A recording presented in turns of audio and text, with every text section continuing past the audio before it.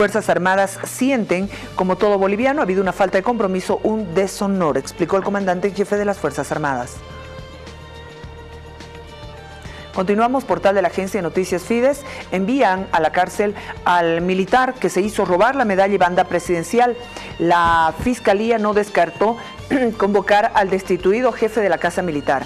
El Juzgado Primero Anticorrupción del Alto dispuso este jueves la detención preventiva del teniente de ejército Roberto Juan de Dios Ortiz, que se hizo robar la medalla y la banda del presidente Evo Morales en el momento en que acudió a prostíbulos.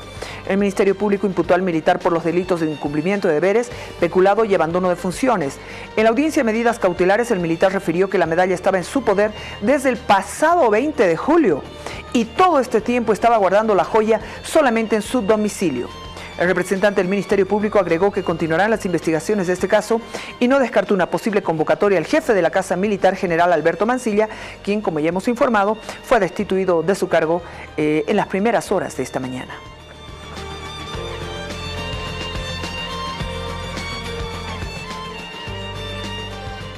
Aprenden a la esposa del principal implicado del robo de la banda y medalla presidencial y la policía está buscando a otros responsables de este hecho.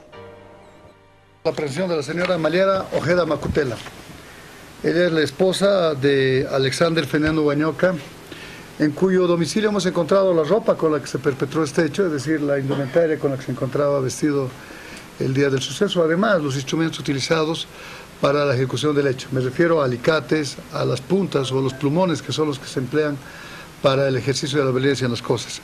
En este momento aún continuamos trabajando en la identificación, en este caso en la captura del otro socio, me refiero al señor Bustamante, que también tiene nacionalidad peruana. De acuerdo a la versión del señor Huañoca, estos sujetos habrían abandonado el país, cosa que puede ser probable porque, como habíamos dicho, se han demorado 2 horas en hacer las denuncias y, desde luego, hasta que estemos activando las custodias en las fronteras, es posible que él haya salido del país. Sin embargo, el flujo...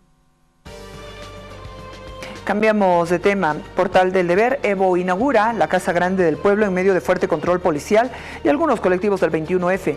La nueva obra costó 240 millones de bolivianos, albergará 5 ministerios. El fuerte dispositivo de seguridad no evitó que grupos del 21F se manifiesten y suelten globos en el atrio de la gigantesca obra. Veamos el momento cuando Evo Morales levanta y muestra la placa.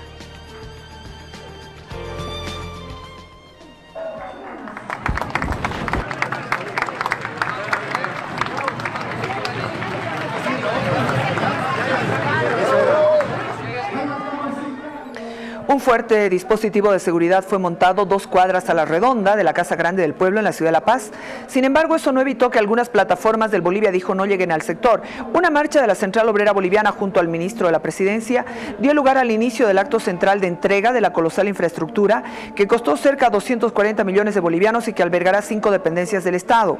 Cientos de funcionarios públicos, militantes del MAS e integrantes de organizaciones sociales llegaron hasta Plaza Murillo para presenciar la inauguración en medio de gritos ensordecedores de respaldo a la repostulación del jefe de Estado.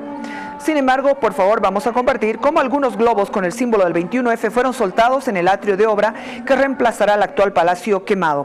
Otros colectivos ciudadanos se quedaron en alrededores para evitar hechos de violencia ante la efusividad de los militantes del oficialismo. El gabinete en pleno llegó a la entrega de la Casa Grande, además de representantes de organizaciones sociales afines al MAS, mientras que los opositores mantienen sus críticas a la edificación que cuenta con jacuzzi, sala de masaje, gimnasio y helipuerto para el primer mandatario.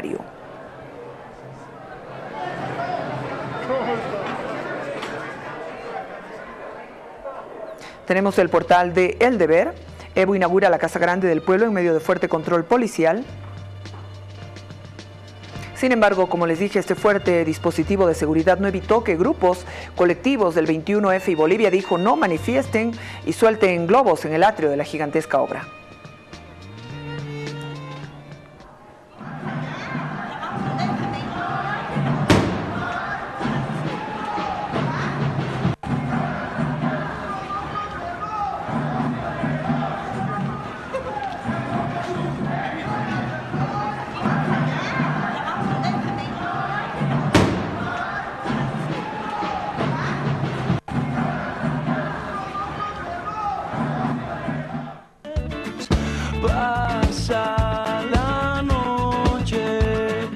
quédate mañana todo el día. Le agradezco a Roger Cortés, docente, investigador, director del Instituto Alternativo. Qué gusto, Roger, qué gusto verte. Hola, Jimena. El gusto es entero mío. Tenemos para hablar el tema del Día Internacional de los Pueblos Indígenas. ¿Cómo estamos en Bolivia? ¿Cuál es nuestra situación? Si tienes algunos segundos para lo que ha sido hoy la inauguración de la Casa Grande del Pueblo en medio de fuerte control policial y obviamente la presencia de los colectivos del 21F. Esta inauguración creo que es muy representativa, muy gráfica de la manera en cómo se gobierna el país. Me da la impresión que el edificio íntegro expresa de una manera muy directa y cabal a un presidente que se ha infantilizado con el desarrollo, con la permanencia en el gobierno. Se ha infantilizado en el sentido de sentir y abandonarse a sus impulsos más básicos, de rodearse de juguetes, entre comillas. El palacio representa un enorme juguete y nos expresa la relación entre el entorno del presidente. Yo diría que de alguna forma el círculo que rodea al presidente trata de decirle: este eres tú. Y desde luego que no es una casa popular, es un palacio del siglo XXI y se parece mucho a un mall, a un centro, a un shopping. Esa es la arquitectura, esa es la visión y ese es el reflejo de los tiempos. Y la manera en cómo este gran edificio al narcisismo, a alguien que se abandona a sus deseos, ¿qué quieres tú si eres presidente?, termina perfectamente representado, mientras esa enorme estructura de acero, de vidrio, de hormigón armado, con todo lo que contiene, está ahí presente en la plaza, mostrando la distancia que existe entre el presidente humilde, de mente abierta, que ingresó al viejo palacio y que ahora se ha perdido totalmente entre las loas y las alabanzas de una mentalidad rastrera que ve en él su carta de triunfo en una lida electoral o en la permanencia continua en el poder. Roger, el presidente Evo Morales, comparado a Evo Morales el 2006, ¿está más cerca o más lejos de los pueblos indígenas con todo lo que ha ocurrido hasta hace un momento? Definitivamente se ha ido alejando, porque es indudable que si miramos con ecuanimidad el desarrollo de la historia, el presidente Juan Evo Morales Ayma representó en el momento de su ascenso una referencia histórica ineludible que interna e internacionalmente tuvo la representación de los pueblos indígenas, no solo del país, sino del continente y aún más allá, y creo que así fue reconocido. Y cuando digo que esto puede objetivarse, recordemos que hay dos actuaciones significativas centrales en la primera fase del gobierno del actual presidente, que son el impulso a la declaración de los derechos de los pueblos y a la declaración de los derechos de la madre tierra. Dos iniciativas esenciales en un momento en que el planeta tiene serios problemas respecto a la naturaleza simbolizada en la madre tierra. Me pregunto por qué no hablamos de la madre agua. Es una pregunta que dejo pendiente, donde sobre todo el agua está problematizada y los pueblos indígenas representan y mantienen un tipo de relación simbiótica, armónica con la naturaleza, que aun cuando muchos imaginan a los pueblos indígenas como un resabio del pasado, tienen una proyección hacia el futuro en el sentido que tienen lecciones que enseñarnos respecto a cómo coexistir armónicamente con la naturaleza. Entonces, ese era el pasado del presidente, y el Palacio Grande de Evo es su actual representación. Hay una distancia enorme. Ahora, no debe achacarse todo ni al presidente ni a su equipo de gobierno. En nuestra Constitución hay un error fundamental que ayuda a que uno de los problemas más grandes que tienen los indígenas en Bolivia se esté agudizando. Y es que nuestra Constitución, en su artículo 2, habla de los pueblos indígenas originario campesinos. Y esta es una realidad completamente construida, no corresponde a la realidad histórica. Porque en el 52 hay una división, hay la apertura o el ensanchamiento de un camino distinto de indígenas y campesinos. Los campesinos, que son una mayoría demográfica en el país, que en el año 1950, si decimos que la población rural es esencialmente campesina, representaba más de la mitad, casi el 70% de la población, y esa población rural, agricultora, ganadera, subyugada hasta ese momento, fue liberada con la Revolución del 52.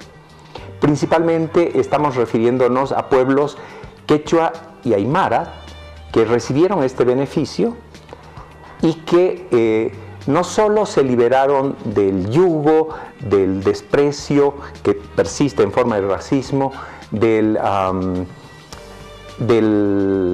la subyugación de los siervos de aquella época, aunque ya hubieron leyes anteriores. Pretendían acabar la servidumbre, conquistar su derecho a la tierra, revertir el latifundio. Antes que eso, y quizás lo que no le prestamos suficiente atención, es que el hecho del 52 es revolucionario, no solo ni principalmente por la reforma agraria, la ciudadanía, el voto que también llega a las mujeres, indígenas y mujeres, tienen una relación histórica muy imbricada, muy próxima en nuestro país.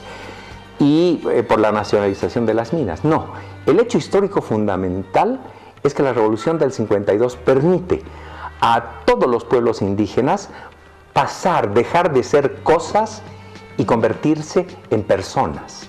Habían leyes anteriores, pero solo la Revolución las lleva a la práctica. Este hecho es marcador. Pero en este proceso justamente hay un camino distinto. Quiero aclarar. Yo estoy llamando a los campesinos, a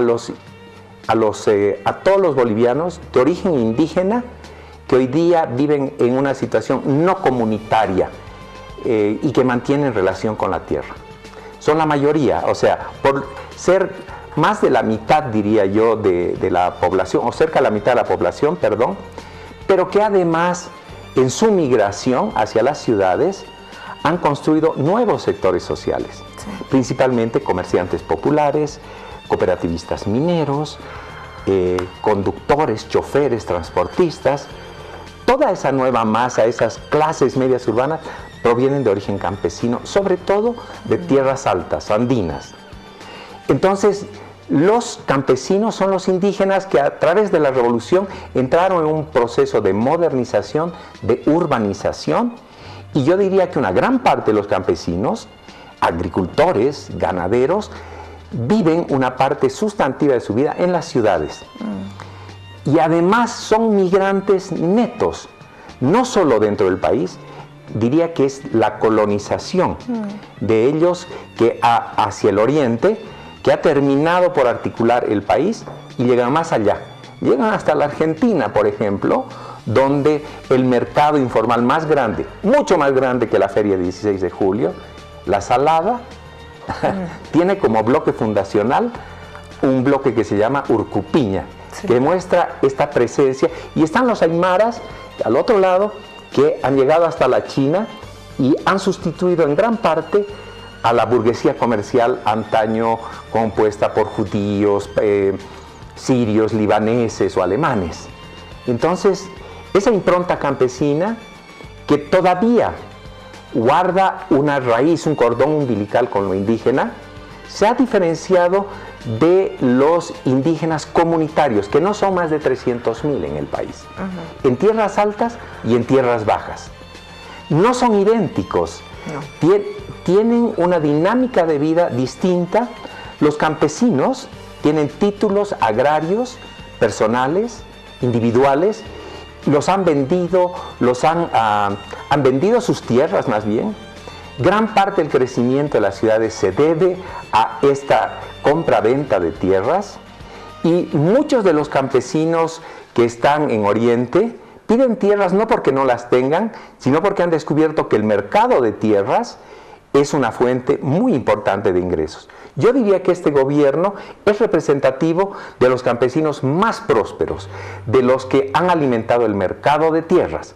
Por ejemplo, lo hemos conversado aquí en algún momento, yo entiendo que la visión campesina, colonizadora en particular, el presidente ha dicho en algún momento una frase muy importante: los colonizadores somos avasalladores, hay que reconocerlo, ha dicho. Entonces, el TIPNIS, que es una cesión del gobierno hacia los cocaleros, no para sembrar 1.200.000 hectáreas de coca, sino para abrir el bosque, derrumbarlo, cazar a sus animales y convertir eso en tierras aptas para el mercado, aptas para la agricultura, para la ganadería. No durarán mucho como tales porque no están hechas esas tierras para tal. Y entonces eso muestra la impronta campesina. Es de tipo modernizador, es de tipo vinculado al mercado, mientras que los indígenas en las tierras bajas viven en sus tierras comunitarias de origen, también en las tierras altas. Y fíjense las contradicciones en este 9 de agosto, Día de los Pueblos, Día Internacional de los Pueblos Indígenas, las contradicciones entre indígenas y campesinos en Bolivia, en vez de irse disolviendo y uniendo a los campesinos que tienen origen indígena y a los indígenas que viven en sus tierras comunitarias de origen, se han ahondado. No solo es el presidente, no solo algunos de sus ministros quienes han dicho que las TCO son muy grandes para muy poca gente, y si no la CESUTCB ha planteado que es necesario avanzar sobre estas tierras. Y esto demuestra que la comprensión original que decía tener el presidente de su origen indígena está disuelta hoy día. Porque no es que estas grandes TCOs puedan soportar grandes cantidades de gente. Tienen que soportar solo una escasa población, porque allá están las riquezas naturales, también lo hemos conversado en algún momento, Jimena, esos bienes escasos para la humanidad, esos bosques que se van encogiendo en todas partes, esas fábricas de oxígeno y agua que la humanidad requiere con cada vez mayor importancia, y que aquí primero el vicepresidente repitiendo, y luego el presidente han dicho: no somos guardabosques, menospreciando esta riqueza esencial que es nuestro sustento, y ratificando esa idea de los años 40, la que nos dejó el consultor norteamericano Bohan, de que hay que seguir avanzando hacia el oriente, tirando abajo los bosques y metiendo cemento en la vida. Entonces yo diría que el programa que tiene hoy día el MAS, el programa del presidente Juan Evo Morales Ayma, el programa que tanto reivindica Álvaro García, que se llama Agenda 2025, el programa que permite un encuentro entre campesinos colonizadores y los grandes productores de soya en Santa Cruz, que ni siquiera son bolivianos, son internacionales, son transnacionales, brasileros, argentinos, colombianos, menonitas también. Ellos están de acuerdo con el gobierno, ellos sustentan la idea que hay que ampliar la frontera agrícola en 10 millones de hectáreas. Por lo pronto, la subida del gobernador por el MAS, que es un militante que proviene del MNR, ha aprobado el PLUS, el Plan de Uso del Suelo del Beni, donde prevé el desbosque de 3 millones de hectáreas. Y mientras más avancemos con el bosque, más expresamos nuestra incapacidad, nuestra impotencia tecnológica, porque los grandes exportadores agrícolas y ganaderos, caso Holanda, apenas en 900.000 hectáreas, no 1 millón. Bolivia tiene 3.7 millones, 3.700.000 hectáreas dedicadas a agricultura y ganadería. Y llegamos a exportar con la soya 1.000 millones de dólares. Holanda, un país muy pequeño, que ha tenido que disputarle la tierra al mar, ¿no es cierto? Se ha inventado tierra, si se quiere, haciendo retroceder al mar. En 900.000 hectáreas exporta 80.000 millones de dólares. Esas son las lecciones que tenemos que seguir, o más cerca, si se quiere. Chile, en una superficie menor, exporta muchísimo más que nosotros, con cultivos que le van ganando espacio a las tierras áridas, al desierto, y eso es lo que tendríamos que hacer aquí. Si queremos cultivar más, recuperemos las tierras desoladas. Y esta es la lección de los pueblos indígenas. Hemos visto, y qué bueno que hayas hecho esta reflexión, porque pienso también personalmente que se tiene que revisar qué es lo campesino y qué es lo indígena, lo cual está indicando la necesidad de diferenciarlo. Esta dicotomía tenemos que hablarla porque se trata de dos categorías distintas que ni siquiera se pueden utilizar indistintamente. En el caso de los pueblos indígenas, el reconocimiento de sus derechos nunca ha sido producto, primero, de un diálogo espontáneo, ni de una política de Estado, pues siempre han tenido que recurrir a medidas de presión. Tú muy bien lo has señalado con la revolución del 52, cuando los campesinos del altiplano de los valles tuvieron que levantarse. Los indígenas en ese momento, ¿no? Los campesinos nacen del 52. Son el resultado de la liberación de la servidumbre, de la entrega de títulos individuales, de la apertura del voto que los convierte en ciudadanos electores, mientras que, por ejemplo, en tierras bajas, estos beneficios no llegan sino muy tardíamente. Y recuerda, Jimena, hace apenas 5 años todavía, o 7, estábamos viendo el caso de pueblos indígenas esclavizados, sí, claro, en el Chaco boliviano, por ejemplo, y si revisamos la Amazonía, también encontraremos los casos. Entonces, digo, los campesinos son una fuerza esencial, insustituible, que ha ido hilando esta realidad nacional que llamamos Bolivia. Y los indígenas tienen raíces comunes con ellos. Estos pueblos que apenas no llegan a 500.000 en su conjunto, ellos que están sobre los territorios donde se encuentra nuestra riqueza del futuro, lejos de confrontarse, lejos de chocar, tienen que reencontrarse por estas raíces profundas. La elección del presidente Juan Evo Morales Ayma en 2005 precisamente expresó que finalmente el país en ese momento, y quizá en la segunda, no sé, tal vez en la tercera elección inclusive, en la de 2014, había un reconocimiento del mensaje que lanzaba el presidente respecto a que existía una cantidad enorme de bolivianos, campesinos e indígenas discriminados, mal vistos, sometidos a la humillación y al desprecio. Esa realidad no se ha modificado, pero el mérito de esta fase histórica es que los bolivianos nos hemos visto frente a frente con ella, la asumimos y en la medida que lo hagamos más sincera y profundamente podremos resolver. Pero voy a lo que señalabas tú. El hecho que hablemos de indígena, originario, campesino, tiene dos grandes defectos. Por un lado, estamos negando la verdadera identidad campesina, sí, que no nació allá en la época de la conquista.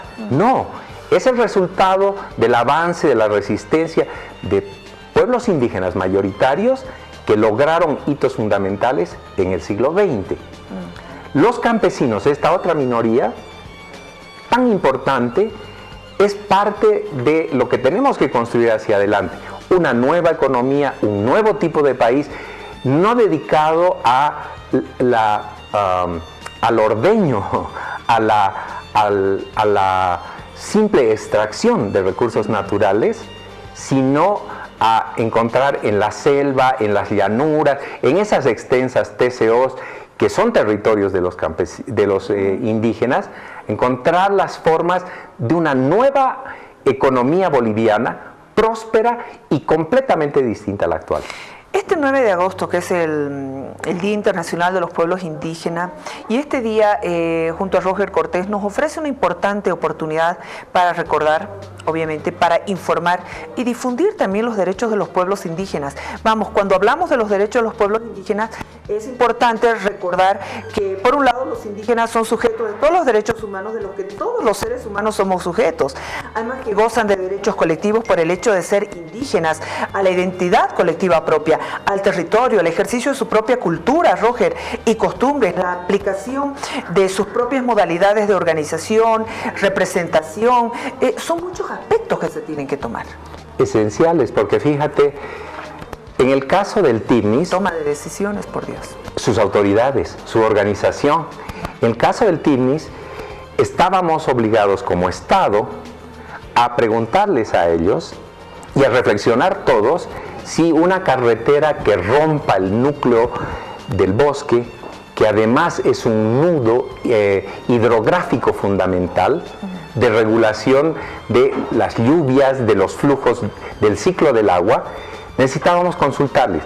Esa es la verdadera autonomía indígena, no la que está reflejada en la ley marco de autonomía. Esa autonomía básica de consultarles no existió, no hubo consulta previa, hubo una consulta póstuma, sí. Y al hacerla nos llevamos por delante todos los derechos que tú estás mencionando. Los ignoramos. ¿Y qué dio el gobierno? ¿Qué deja el gobierno en el TIMNIS? Unos pueblos divididos por el cohecho, por la prebenda, aquí hay un motor, aquí hay esta cosita, aquí la otra, destruyendo el tejido vivo de la organización de estos pueblos, dividiéndolos y rompiendo la posibilidad de que esas culturas, tan importantes como son nuestros recursos, se vayan perdiendo en una asimilación urbana cada vez más anónima, que los empobrece, los invisibiliza y los extingue finalmente. Estas denominadas dádivas o prebendas, en ningún momento se ha podido evidenciar que hayan sacado a los pueblos indígenas de la pobreza. No, de ninguna manera, porque se han hecho planteamientos sobre bases completamente falsas, como decir, vamos a llevar educación o salud, como ha dicho el vicepresidente, vacunas a través de la carretera. 1000 veces ya se ha demostrado que el camino está bastante alejado de la mayor parte de las comunidades y que en el caso del TIMNIS, en otros casos también, los caminos ya existen, son ríos. No necesitamos 400 millones de dólares para que primero ingresen familias colonizadoras pobres, ese es el plan, se asientan a los lados del camino y esa presencia es aprovechada luego para que los agentes de la modernidad y del desarrollo en el sentido más ordinario y más depredador vayan terminando con los bosques, con la flora, con la fauna, ¿no es cierto? Entonces, esa visión de no considerar, las carreteras están ahí, son ríos. ¿Por qué no traemos este tipo de lanchas que pueden deslizarse, de deslizadores? En el Beni se llama deslizadores prácticamente a botes livianos, pero para dar asistencia, llevar profesores, personal paramédico, etcétera, a los pueblos que viven en la selva, utilizamos esas venas con deslizadores, por ejemplo, que pueden navegar inclusive en tiempos de estiaje cuando el agua está muy baja. Inversiones pequeñísimas que nada tienen que ver con esa visión gigantesca que al final es de destrucción y de expulsión de los pueblos indígenas de su tierra, de su territorio más bien, de su cuna y de allá donde ellos crean cada día una forma de vida que tiene lecciones para darnos. Este día es una buena oportunidad de reflexionar sobre cuánto hemos avanzado en el cumplimiento de los derechos. o cuán lejos estamos de la realización plena de los mismos. Más que avanzar, hemos ido retrocediendo.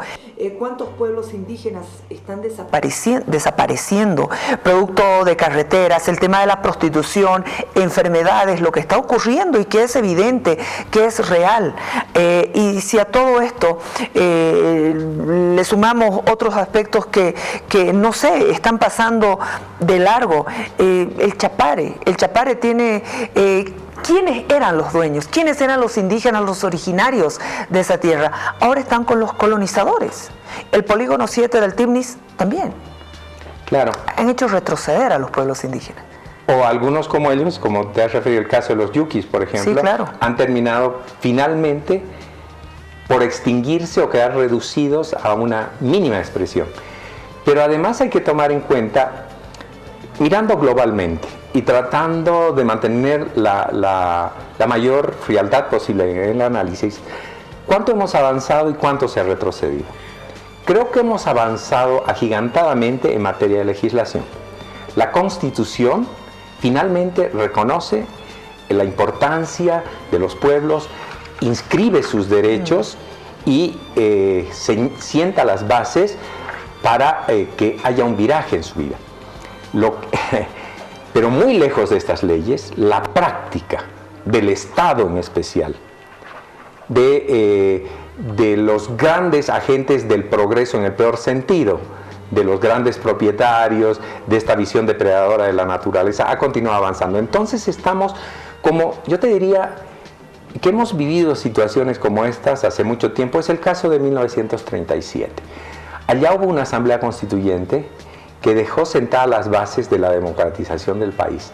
Pero inmediatamente después de la Asamblea Constituyente vino un periodo de gran retroceso con solo lunares, como el caso del gobierno de Villarroel.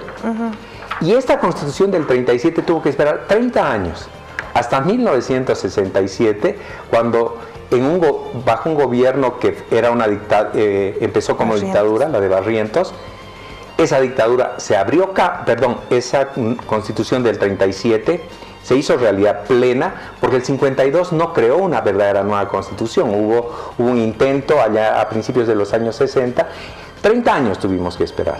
Entonces creo que con la Constitución de 2009, y en relación no solo a los pueblos indígenas, sino a los derechos de la naturaleza, al medio ambiente y a una visión distinta de desarrollo que están contenidas en esa Constitución, en la que estamos defendiendo hoy día con nuestra lucha porque se cumpla la Constitución, porque se cumpla la soberanía popular. Esa Constitución esperemos que no deba esperar 30 años, porque el gobierno que facilitó su aprobación no la concibió. El gobierno del MAS no concibió esta Constitución, y es muy importante tomarlo en cuenta. Nació de un largo proceso de deliberación, anterior al MAS inclusive, y nos señala las pautas por las cuales hemos de caminar. Por lo tanto, yo creo que cualquiera que sea el cambio de gobierno, no solo por los pueblos indígenas, sino por estos aportes que hemos hecho en la primera Constitución, donde hemos participado tantos, tan intensamente en su discusión, en su reflexión. Esa Constitución no debe caer con el régimen, porque más bien es la contradicción más grande que tiene el régimen, ya digo, tanto con los pueblos indígenas como en otras áreas fundamentales. Finalmente, Roger, estamos en el Día Internacional de los Pueblos Indígenas. Pretenderé tener frialdad a la hora de hablar. En este momento hay leyes, tú lo has dicho, se ha avanzado muchísimo en la legislación, se ha avanzado muchísimo en el discurso, pero fuera de nuestras fronteras, porque la realidad es otra. ¿Dónde quedó el respeto a la madre tierra, el respeto a los pueblos indígenas? Hay pueblos indígenas que sus territorios están llenos de petroleras transnacionales, donde no hay agua limpia para beber, no hay aire limpio para respirar. ¿Qué pueblo puede vivir en estas condiciones? ¿Cómo están nuestros indígenas? Su destino es, discúlpame que sea tan fría, es la extinción inevitable. Inevitable no, porque indígenas o no, mayorías y minorías en este país, ya te decía, hemos visto a lo largo de este proceso la importancia de recuperar a lo indígena como parte sustantiva, esencial, distintiva de nuestra personalidad nacional, por un lado. Y estamos resistiendo los nuevos proyectos aniquiladores de pueblos indígenas. Más de una vez he estado aquí mostrando cómo el Chepete no solo inundaría PCOs, igual, sin ninguna consulta, mintiéndoles, diciendo no hay nada decidido. No sabemos si el gobierno tiene en este momento, si ya se le ha entregado el estudio a diseño final, el estudio de prefactibilidad. Claro. No lo sabemos porque todo se maneja oculta y sobre todo de espaldas a los pueblos indígenas. Entonces yo creo que en este 9 de agosto, constatando los retrocesos prácticos que existen, además de lo legislativo, creo que se ha ido abriendo paso en nuestra conciencia nacional de bolivianos, entre los jóvenes también de una manera decidida, el entender que lo indígena no es una cuestión de museo, no es un resabio del pasado, sino parte esencial de quiénes y cómo somos, y parte esencial porque hacia el futuro, porque estas culturas tienen que enseñarnos a cómo hemos de vivir en los desafíos que tenemos tan vigentes, tan actuales hoy día. Roger Cortés, siempre es un lujo conversar con vos. Muchas gracias por venir al programa. Gracias. En el Día Internacional de los Pueblos Indígenas, nuestra solidaridad también con esos líderes indígenas que son perseguidos o encarcelados con cualquier argumento que se puedan inventar al calor de la actuación de algunos abogados que están disfrutando en este momento del poder. Gracias. De la fiesta de inauguración del nuevo edificio de Plaza Murillo. Gracias, Roger. Unidad Móvil. Pasa la noche y quédate mañana todo el día. Bueno, ya estamos, Alejandra, muy buenas noches. Hay una importante convocatoria desde la alcaldía. Adelante, usted con la información. Precisamente, ¿cómo está? Muy buenas noches. La del Gobierno Autónomo Municipal de La Paz, a través de la Secretaría de Culturas y la Agencia Municipal de Turismo, hace la convocatoria a todas las agencias de marketing para que puedan inscribirse a este concurso que está en busca de lo que es la imagen de la marca Ciudad de La Paz. Estoy precisamente con la jefa de comunicación de la Agencia Municipal de Turismo, Adriana Barriga. ¿Cómo están? Muy buenas noches, Adriana. Gracias por atendernos a estas horas. Detalles sobre este concurso, hasta qué fecha puede inscribirse, qué documentos tienen que presentar las agencias de marketing, por favor. Buenas noches. Buenas noches, gracias. Recordemos que hace una semana nada más el alcalde ha anunciado cuál es la frase ganadora que ha sido sometida a votación, que es La Paz, Ciudad del Cielo. Entonces ahora nos toca encontrar la imagen de esta frase ganadora. Para eso hemos convocado a partir de hoy a un concurso para la construcción de la línea gráfica y la línea creativa que tiene que ver con la estrategia de comunicación que se va a llevar a cabo para el lanzamiento de la marca Ciudad, a la cual están convocadas todas las agencias de publicidad y marketing que estén legalmente establecidas a nivel nacional. ¿No? Para ello, las inscripciones están abiertas a partir de hoy hasta el día lunes. Lo pueden hacer físicamente en la agencia municipal, que es en el edificio Avenida, en el piso 3, frente al Monje Campero,